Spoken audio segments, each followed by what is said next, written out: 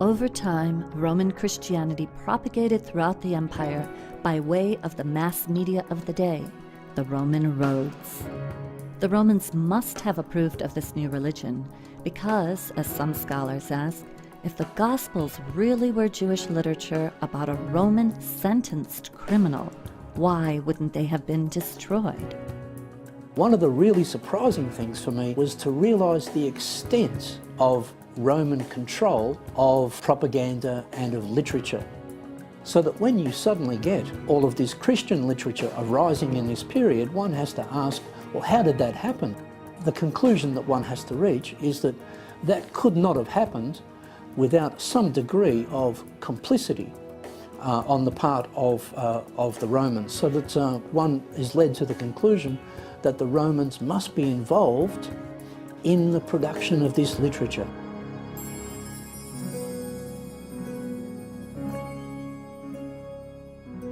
To produce and disseminate this literature was a huge undertaking, and the Flavians undoubtedly had collaborators. We know they were funded by the wealthiest family in the world at this time, the Alexanders, a Jewish family who served as Rome's tax collectors in Egypt. Like the Herods in Judea, the Alexanders had strong motivation to keep the Jews' messianic movement from threatening their position and their wealth. One of their family members was Philo of Alexandria, a famous Jewish theologian who was already writing works that combined Jewish beliefs with the modern Greek and Roman pagan beliefs of the day. Many scholars agree that his writings form the basis for much of the philosophy of Christianity. In these pages is practically every concept that you can find within Christianity. He combined Greek philosophy, and he took that and he combined it with Judaism. On top of that, he was from an extremely wealthy family. And this is important because you have to follow the money when you're looking at major trends, new paradigms being set. And if you look at his family, then you start seeing, well, this is interesting because now we're starting to come across the Flavians again. His relatives were very involved with the Flavians. That whole area is where we want to look very closely for the Christian origins. It's from exactly this same circle of people that you get the first signs of Christian ideology, and they all lead to the rise of the Flavian dynasty. Another wealthy, influential character, Princess Bernice, was from the Herod family in Judea.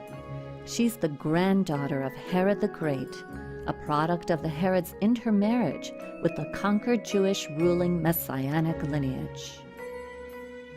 Princess Bernice appears in the New Testament, which makes her an interesting character. She had 2 or 3 husbands and then became the mistress of Titus. So you can see this again, rather like dynasty here. You know, powerful people, mixed marriages, you know, shacking up with the conqueror. Yeah, and it's really where Joe Atwill takes his idea of a conspiracy to write the New Testament. But let him say it in his own words. Bernice was a Herod related by marriage to the Alexanders, and of course later she became the mistress to Titus. The fact that she was so closely linked with the Flavians shows you that the 3 families were very unified in financial, romantic, and likely theological issues. By the looks of things, this coalescence seemed to have brought about a dynamic that led to the synthesis of Judaism and paganism and eventually became Christianity. So this is a very key time period. I believe that the Gospels were actually written under the control of the Herods, the Alexanders, and the Flavians. These families had the motivation to create Christianity, and with the expertise in Judaism that the Alexanders and the Herods had, they had the actual technical ability to come up with these stories that are fulfillment of Hebraic prophecies. So it seems the Flavians had the motivation, the means, and the collaborations through which they likely constructed and began disseminating Christianity. And if our scholars are correct, one of the documents they left behind are the Gospels themselves. I began working on the study of the Gospels in the 1970s, and I look at texts in terms of how were these composed, what does understanding their structure tell you about who wrote them and why they were written. These texts were not independent Jewish texts, but they were created as literary works using classical literary models. If we expect that this is the testimony of witnesses, we've got a major problem. We actually have 4 anonymous documents. They were not written by the named people on those documents. This is simply church tradition that the Gospels are so named according to Mark, according to Matthew. So this idea that the Gospels are reliable testimony is patent nonsense. Why are the Gospels called Gospels? That's a critical question. The word gospel in Greek is evangelion, and it means good news of military victory. Whose military victory are we celebrating here in these Gospels? Well, it seems to me that we are celebrating clearly the Roman military victory, because these events, the Battle of Gadara, the Battle of the Lake of Galilee, the successful Battle of Jerusalem, these are battles that the Romans won. Why are the Gospels celebrating battles that the Jews lost, if these things were written by the Jews? The fact that the Gospels are known to us in Greek and not in Aramaic or Hebrew is, I think, just evidence of their authorship. They were not written by any followers of Jesus who would have surely spoken Aramaic, and if they had been fishermen and simple folk, they would not have had the literal skills to write them anyway. If we look closely, there actually are clues in the Gospels that point to who the true authors were. A lot of the Christian literature advocates turning away from the Jewish law and obeying Roman law. Well, this fits perfectly into Roman propaganda purposes. And then you have, in general, the portrayal of Jesus as the peaceful Jew who is wandering around in what is depicted as a sort of pastoral scenes, talking to fishermen and farmers and so forth, when in fact, this is a war zone. Judea is a war zone. And you ask yourself, well, why is it not portrayed as a war zone? I mean, they really had it down pat. They have Jesus saying, render unto Caesar what is Caesar's, which is basically in response to talking about money. Whose benefit would that be? It's so blatantly obvious. The perception of Roman characters in the Gospels, they're all interpreted in a favourable light. They are pro-Roman. They do not depict the Romans as the forces of evil. They reverse that. It's the Jews who become the forces of darkness. It's very striking that various passages in the Gospels refer to the Jews as some people separate from the heroes of Jesus and his disciples. The Jews are those who object. The Jews are those who try to thwart the divine plan. Now, that gives us a clue, certainly, to who were the true authors of this book. They are works of literature created by people who are trained in Jewish literature, but whose values are pro-Roman.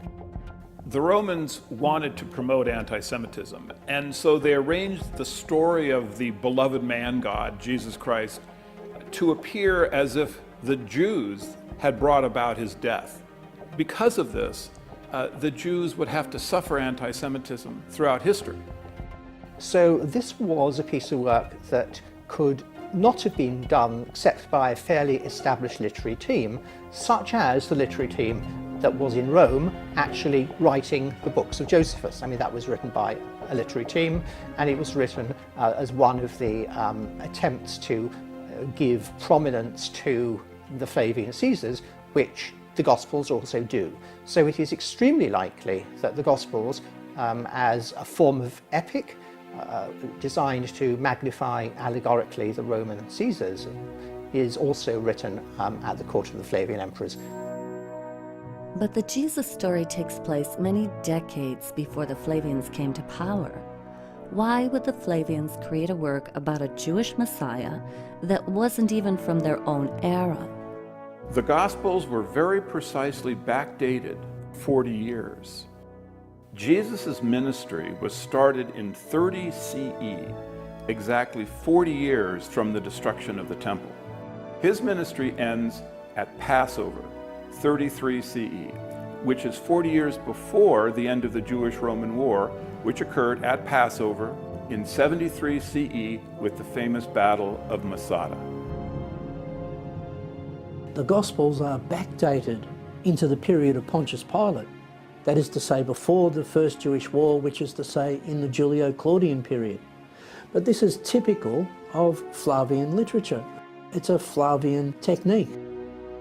What they do is they backdate this story into the period of their enemies, namely the Julio-Claudians. And so generation after generation of Christian scholar and even secular historians go hunting in the Julio-Claudian period for the origins of the Gospels. They don't really find any answers there. There are allusions in the Gospels to the destruction of the temple. The most reasonable answer to that is that these texts were written after the destruction of the temple. That is to say, in the Flavian period, after the change of dynasty. This backdating of the story of Jesus Christ, 40 years earlier from the time the Gospels may actually have been written, explains why many of the prophecies of Jesus came true within exactly 40 years. What does this all add up to? In my view, the thing that is most significant is the research by Joseph Atwell in his book Ceasars Messiah, which suggests that the Gospels were actually created as works of Roman propaganda at the end of the Roman-Jewish War under the reign of the Flavian emperors, that is Titus Caesar and Vespasian Caesar. And if you end up worshipping Jesus, what you will really end up doing is worshipping Caesar in disguise. This may have been how the Flavians finally got the Jews to worship Caesar as a god, by giving them Jesus Christ, a Messiah more to the Romans' liking. But is there any actual history to this character? Where did he really come from?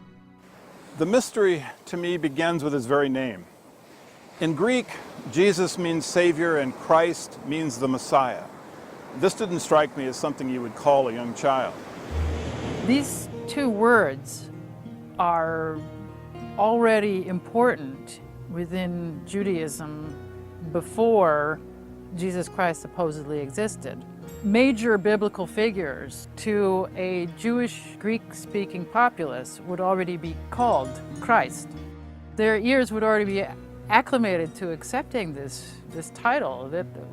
So it isn't just a unique name of a single person that just suddenly popped up.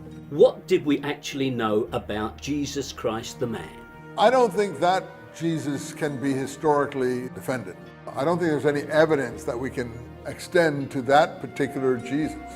So when you actually set out to investigate the historical Jesus as opposed to the Christ of faith, you very abruptly enter a void. You find that whereas you might imagine the core details of Jesus are readily known and accessible, you actually discover there's no such thing. Further, there had never been any archaeologic evidence of Jesus Christ that had ever been discovered. You cannot find an established and